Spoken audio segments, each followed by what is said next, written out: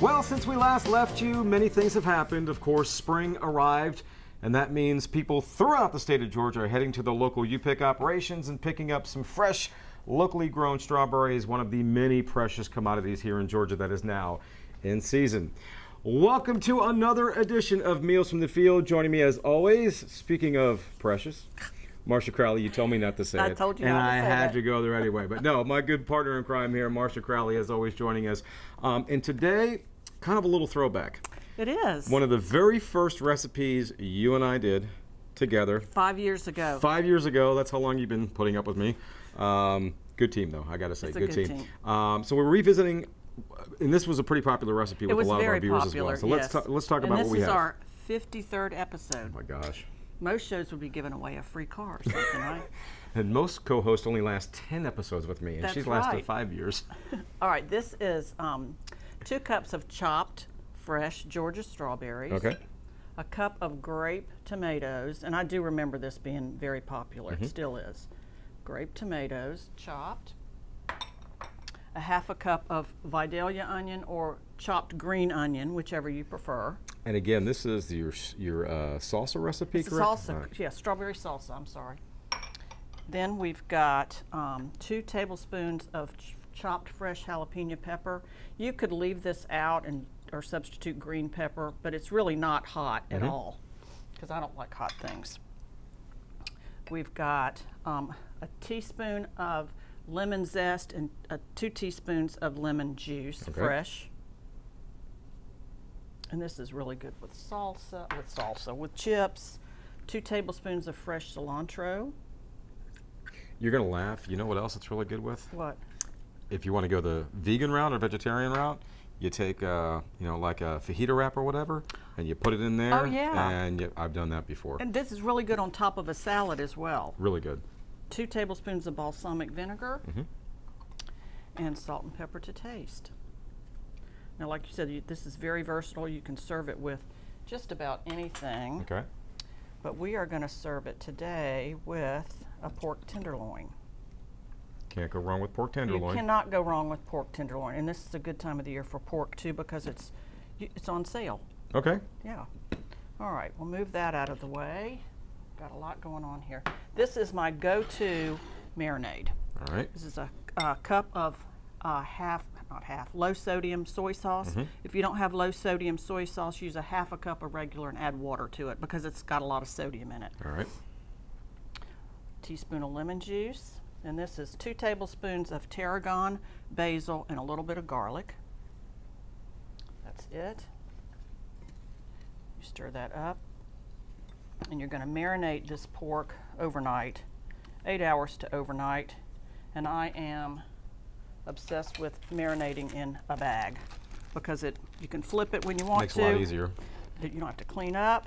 Like I said, this is let's see if I can do this without spilling, my go-to marinade recipe. It's good grilled, it's good baked. I happen to cook the one we're having today in one of those cooking bags. All right. And that only takes like 45 minutes. And for the purpose of time, let's fast forward 8 hours. Let's fast forward 8 hours. And we'll show the finished product here of what the pork looks like once it's all nice and cooked. It's really, really And how good. long do you want to cook that in the oven? About, 160 to 160, 165, probably an hour. Okay. An hour. An hour. Okay. And what's next? They call this a salad. It's been around for a long time. I don't know where they get Can salad I be from. honest? I've never seen a salad with pretzels in it. Or have you seen one with whipped cream in it? No. Okay, so I don't know where they get the salad from, but so we're going to call it a strawberry dessert. How's that? All right, this is 2 cups of crushed pretzels, butter, 3/4 of a cup of butter, and a little bit of sugar. And this is an 8-ounce container of whipped topping. All right. You can make your own whipped cream if you want, but I didn't. Cream cheese and butter. You're going to spread this around.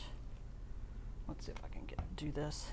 So there's cream cheese in that as well. Cream cheese in this, Very nice. an 8-ounce container of whipped topping, and a cup of sugar. So if you're on a diet, you might want to skip this. Yeah. But this is really would be considered more of a congealed salad.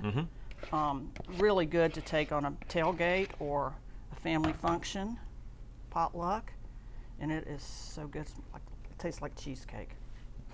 Let's see if we can get this rolling. And the pretzel crust, it really complements the sweetness. All right, we'll pretend that looks good.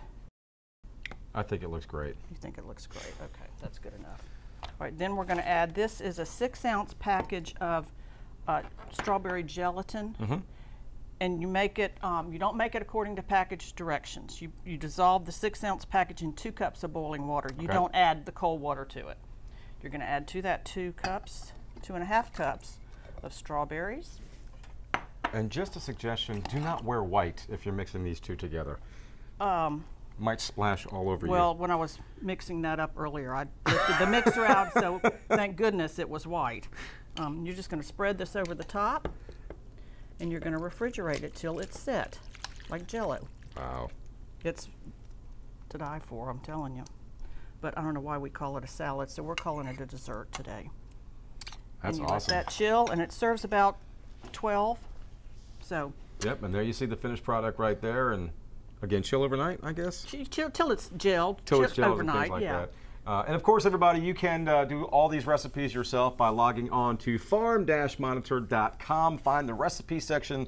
Everything is there for you. Also, do want to mention our brand new Georgia Farm Bureau Certified Farm Market Bulletin, or brochure is out, I guess you want to call it. Brand new. You can find them at your local Farm Bureau office, or you can also find them at rest stops. If you're traveling and you go into the rest stop and they have that little cart section where you get all kinds of stuff, you can find them there as well. But again, that is our Georgia Farm Bureau Certified Farm Market Brochure. Lots of good places in there, and we do want to give props and say to all our certified farm markets, thank you so much for everything you do and all the products that you provide. It's a great program. Marcia, good to see you again. Thank you so much. And we will see you next month.